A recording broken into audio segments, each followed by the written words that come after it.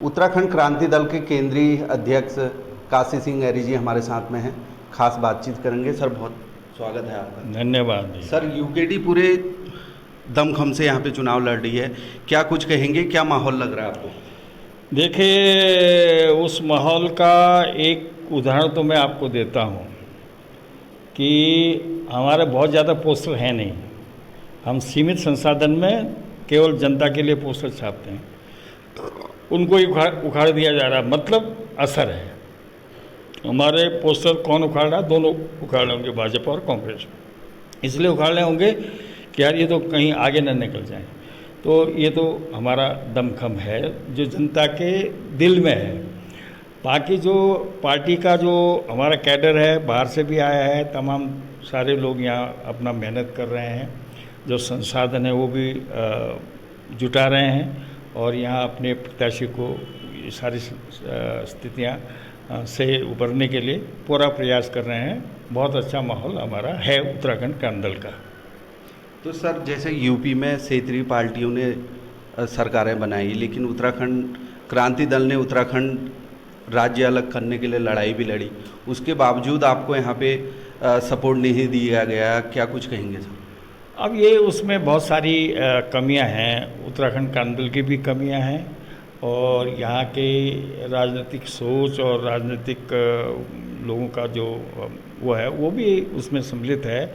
और तीसरी सबसे बड़ी बात यह है कि जो चुनाव का ढर्रा इन दोनों राष्ट्रीय दलों ने बनाया है, पैसा, शराब, शिकार, ये सब तमाम सारी चीज़ें चलती हैं, वो उत्तराखंड क्रांति दल इसके बिल्कुल खिलाफ है। अगर हमारे पास खूब पैसा भी होता तब भी हम शराब पिला के वोट नहीं मांगते, ये निश्चित है।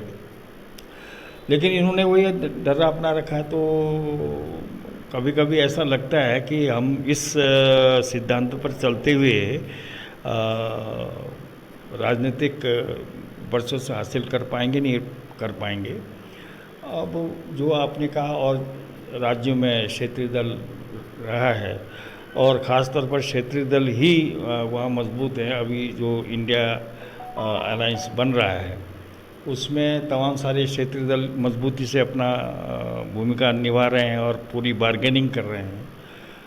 हमारे यहाँ की जनता ने उस तरह का जो सहयोग है उत्तराखंड क्रांति दल को नहीं दिया है।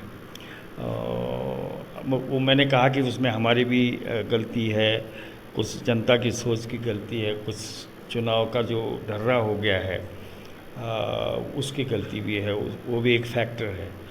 लेकिन मुझे लग रहा है कि धीरे धीरे जनता में ये सोच बढ़ गया है, ये सोचने लगी है जनता कि भाई देखो ये दोनों पार्टियों ने कितनी बार बदल बदल के राज्य किया है और हमारी समस्याएं जिसकी तर्स हैं।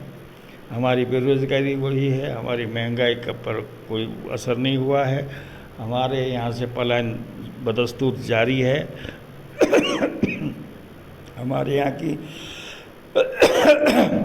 ग्रामीण क्षेत्र के खासतौर पर पर्वतीय क्षेत्र की शिक्षा व्यवस्था, चिकित्सा व्यवस्था बिल्कुल लुंज पुंज है, इसलिए लोग बाहर जाने के लिए मजबूर हैं और यहाँ के लोगों को कोई इनकम उनको गांव में रह के नहीं है, जिसको सस्टेनेबल इनकम कहते हैं, जिससे कि आदमी वहाँ रह के अपना गुजारा कर सके, वो है नहीं। और ऊपर से आप देखिए ये जो अभी क्या बहुत सालों से ही चल रहा है, रात को सुअर दिन को बंदर। हमारी पर्वतीय क्षेत्र की जो खेती थी कम थी, लेकिन यहाँ के लिए सस्टेनेबल इकोनॉमी वो देती थी।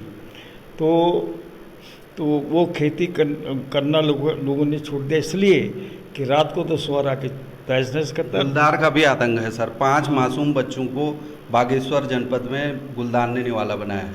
4 लोग आंदोलन भी किया, कई लोगों को नोटिस भी आए। ये देखिए इतनी बड़ी लापरवाही है।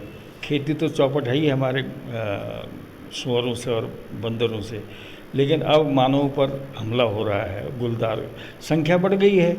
संख्या इसलिए बढ़ गई, एक वैज्ञानिक का शोध आया था, उसने लिखा था कि चूंकि पहले शियारों का शिकार करते थे गुलदार, उसके बच्चों को मारते थे, खाते थे, तो बस्ती में नहीं आते थे।